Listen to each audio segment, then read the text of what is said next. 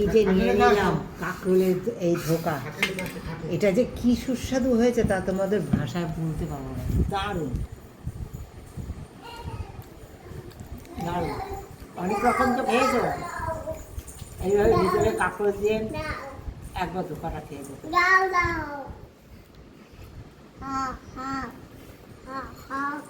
তাহলে বলো। দেখো বন্ধুরা, এই যে কাঁকরোলগুলো নিয়েছি, এই কাঁকরোলগুলো না আমি সুন্দর এই গ্রেটারে গ্রেট করে নেবো সুন্দর করে। তোমরা আমার সঙ্গে থাকো। এই কাঁকরোল গ্রেট করে তোমরা ভাবছো অমলেট না, দারুণ একটা সুস্বাদু রেসিপি হতে চলেছে, একদম হেলদি টেস্টি। তোমরা আমার সঙ্গে থেকে দেখবে। দেখো নাতনিকে খাওয়াচ্ছি, এই যে খাওয়াচ্ছি, এই মাথায় লেগে গেল, এই যে খাওয়া।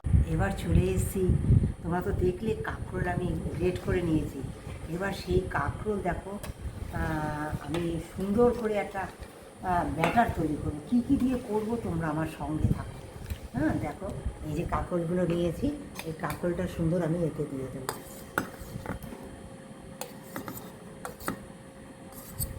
খুব সুস্বাদু একটা হেলদি রেসিপি হতে চলেছে। হ্যাঁ, দারুণ সুন্দর, খুব সুস্বাদু হবে। সঙ্গে থাকো, আশা করি তোমাদের খুব ভালো লাগবে। দিয়ে দেবো কারি পাতা প্রথমে একটু, হ্যাঁ, তারপর দিয়ে দেবো পেঁয়াজ কুচি। তোমরা নিরামিষ দিনে নিরামিষভাবে করতে পারো, আমি আমিষ করবো যেহেতু, এটা আমি তাই সমস্ত কিছু দিচ্ছি। দিয়ে দেবো বেসন। দেখো তোমাদের ডাল বাটা থাকলে ডাল বাটা দিতে পারো। আমি দিয়ে দেবো বেসন, দিয়ে দেবো একটু চিনি। কেন চিনিটা দিচ্ছি সেটাও বলছি, সঙ্গে থাকো।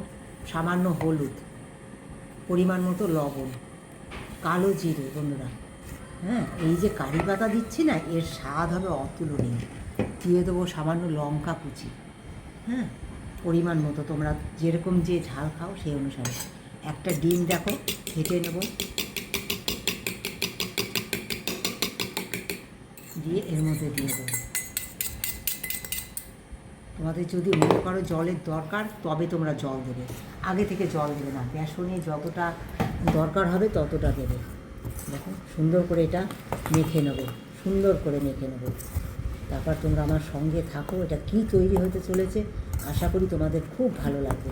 ভীষণ একটা টেস্টি হেলদি একটা খাবার হবে।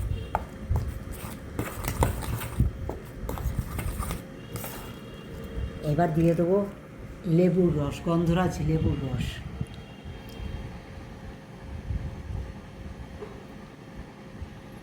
একবার খেয়ে দেখো, সবাইকে অনুরোধ করলাম, একবার তোমরা এটা তৈরি করে আমি যেভাবে করছিস ঠিক সেইভাবে করে খেয়ে দেখো, যেটা কত সুস্বাদু হয়। আমার সঙ্গে না থাকলে বুঝতে পারবে না, এরপরে কী করবো এটা আমার সঙ্গে না থাকলে কেউ বুঝতে পারবে না বলে।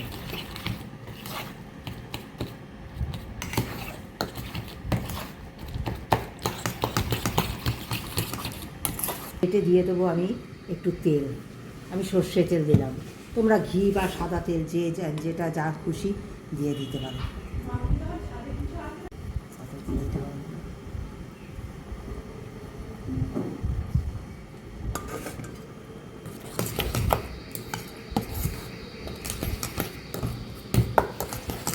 ফেটে নিতে হবে বন্ধুরা। একটু বেকিং সোডা দেবো বন্ধুরা, দিয়ে দেবো একটু বেকিং সোডা, অল্প পরিমাণ 1 চিমটি দিলাম। তোমাদের জিনিসের পরিমাণ অনুসারে তোমরা অবশ্যই দেবে। দিয়ে এটা দিয়েও খুব সুন্দর করে মাখিয়ে নেব, খুব ভালো করে। জল ফুটতে বসানো, অল্প সামান্য লঙ্কার গুঁড়ি দিতে ভুলে গেছিলাম, অল্প সামান্য একটু লঙ্কার গুঁড়ি দিয়ে মিশিয়ে নিলাম। এইবার দেখো এই থালায় তেল মাখিয়েছি, এটা মাখিয়ে সুন্দর করে এই থালার মধ্যে আমি দিয়ে দেবো। হ্যাঁ, থালাটা অবশ্যই একটু পাতলা নেবে।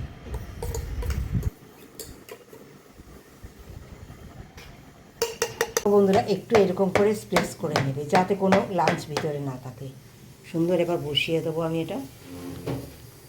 জলের এদিকে জল বসিয়ে দিয়েছি, দেখো কড়াইতে জল ফুটে গেছে। এই জলের ভাপে এটা সুন্দর হয়ে যাবে। ঢাকা দিলে কত সুন্দর তৈরি হয়ে গেছে, আর কীরকম ফুলে উঠেছে দেখো, একটুও লেগে নেই। হ্যাঁ, একদম রেডি হয়ে গেছে। এবার একটু এটা ঠান্ডা করে নেব।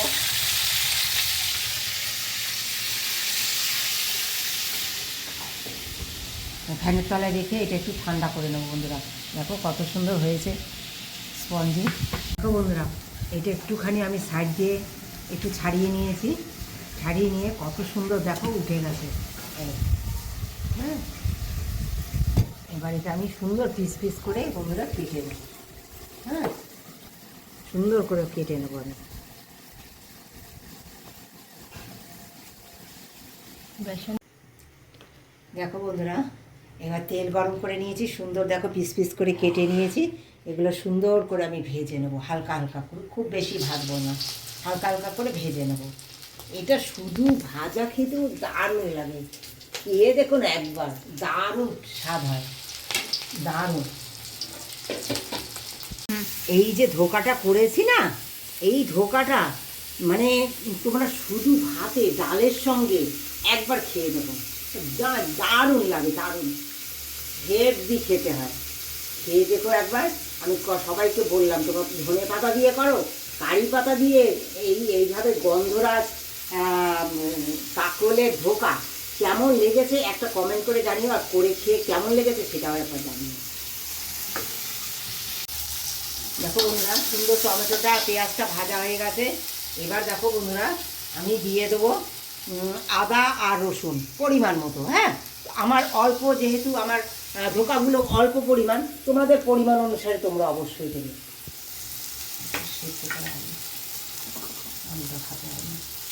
একটা আলু আমি সিদ্ধ করে নিয়েছিলাম, এই আলুটা এর মধ্যে দিয়ে কষিয়ে নেবো।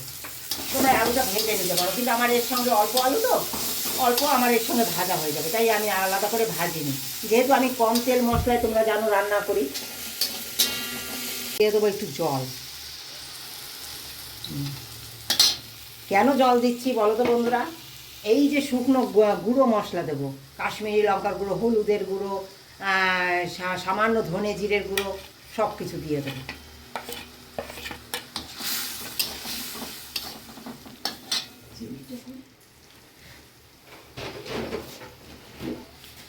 একটু দিয়ে দেবো চিনি সামান্য, এই অবস্থায়।